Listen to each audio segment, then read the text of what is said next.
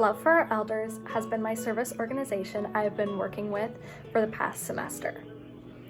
This was a way I could continue serving the elderly, as I had previously been working with Providence Mount St. Vincent for my aisle, but with COVID, I couldn't continue working with them. So this was a way that I could still be involved with the elderly, because I think that they're a community that is often forgotten about and not thought of very often, but right now, especially with COVID, where they're more isolated and can't have family visit them, it is even more important to make these connections with them and make sure that they understand that they are thought about, loved for, cared, and that there's so many people out there thinking of them. My job was to write letters. I decorated cards and I would send them to the service agency in Ohio, and from there they would read through them, make sure that they were legible and good quality letters, and then they would send them out to care homes, assisted living communities, and elderly all across the country.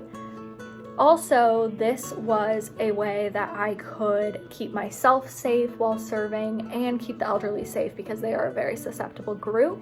Some lessons that I learned while serving: I learned how to serve others for the sole purpose of helping them, because I wasn't receiving any praise back from the organization. I wasn't hearing back from the elderly. It was just me sending letters for the purpose of helping them. And that's the true definition of service, is selflessly helping someone. And I really learned how to do that. I've been taking some videos just about my thoughts and what I was doing at the time. So let's go ahead and take a look at some of those videos. I've just been finding some quotes and trying to talk to them like a friend today. And because each of the people that they're going to are so different, and so I think all the letters should be different too.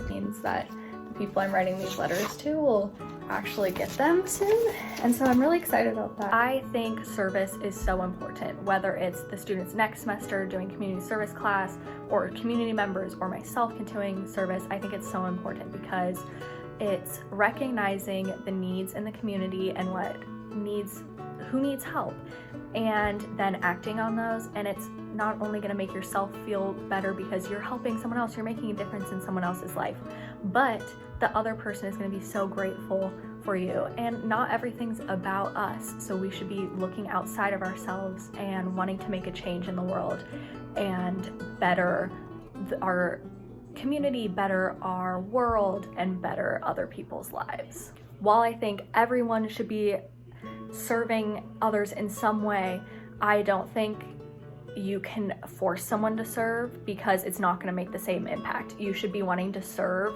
because you want to make an impact in someone else's life, not because you're being expected to help.